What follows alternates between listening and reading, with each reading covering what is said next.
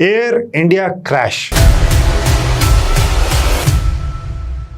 Responsible कौन? Aircraft बीमार या पायलट बीमार? मैं एयर मार्शल संजीव कपूर अगले कुछ मिनट में आइए देखते हैं। वॉल स्ट्रीट जर्नल ने एक ट्वीट की है, उसमें बताया गया है कि इस एयरक्राफ्ट का जो पायलट था कैप्टन सबरवाल, उनका दिमागी संतुलन थोड़ा ठीक नहीं था और वो डिप्रेस्ड थे।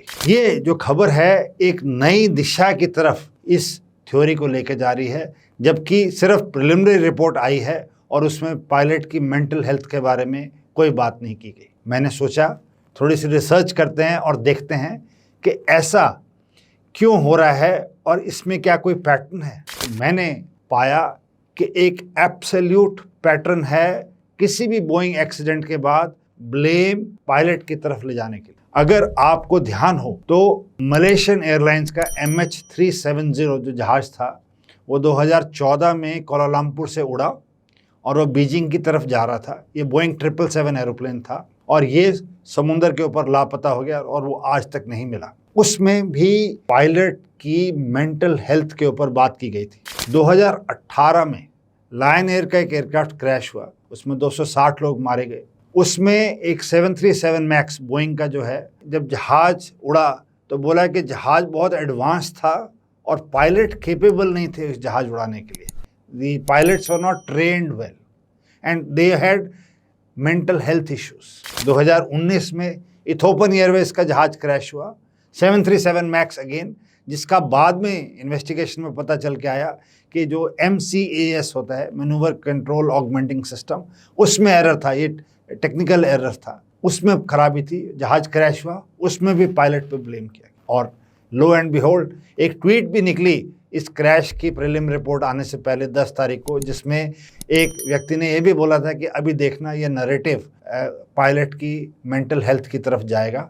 और आज हमने देखा कि ये 17 तारीख को ये उस दिशा में नैरेटिव जाना शुरू हो गया। कहीं ना कहीं आपको इस पैटर्न में दिख रहा होगा कि जो डेवलपिंग कंट्रीज हैं, जिनको ग्लोबल साउथ आप कहते हैं, जो देश इतने विकसित नहीं हैं, उनके देश में जब भी बोइंग के जहाज का एक्सीडेंट होता है या क्रैश होता है या कोई दुर्घटना होती है, उस पे स्ट्रेट वे ये एंगल अप्लाई कर दिया जाता है। वो जो पायलट हैं जिनके बारे में कहा जाता है, उनके 15,500 घंटे फ्लाइंग के हैं एंड जिस भी कोलीग से उनसे बात की है, उनसे अच्छा प्रोफेशनल कोई था नहीं। जब जहाज एयरबॉर्न हुआ है, हर एक की समझ से यह है कि ये टेक्निकल फेलियर है। दोनों पायलट्स को समझ ही नहीं आया कि वो कैसे 2 इंजन कट गए।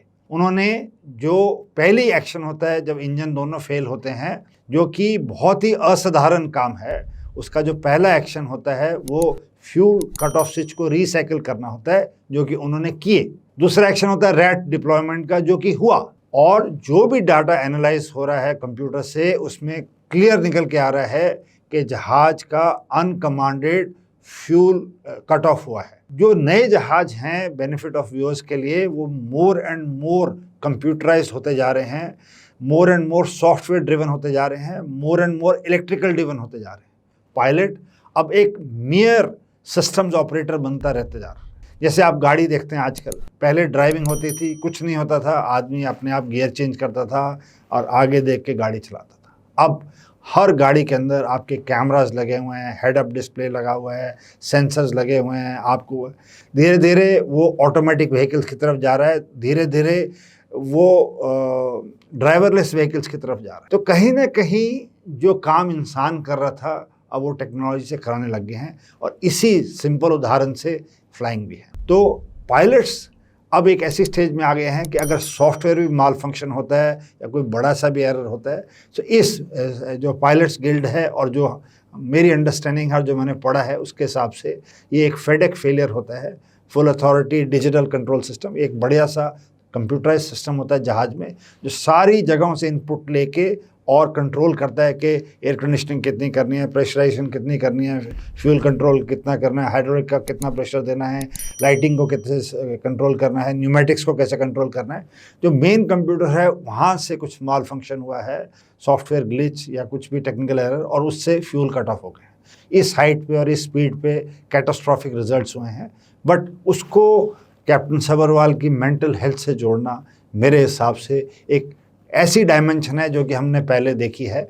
और ये जब चीज़ें अनफोल्ड होंगी, और ये जो प्रिलिमिनरी रिपोर्ट आई है इसमें भी कुछ खास चीज़ें निकल के नहीं आई हैं। जितने भी एसोसिएशन है पायलट्स की या बाकी, वो इस बात में काफ़ी चर्चा हो रही है। आप देख भी रहे होंगे, सुन भी रहे होंगे, पढ़ भी रहे होंगे। मैंने सोचा अपने व्यूअर्स के लिए ये और ऐसे मुद्दे हम उठाते रहेंगे, बताते रहेंगे, ताकि आपको फर्स्ट हैंड इस चीज़ के बारे में जानकारी रहे। ये और बाकी सब कुछ आप देखते रहिए। जय हिंद एंड थैंक यू।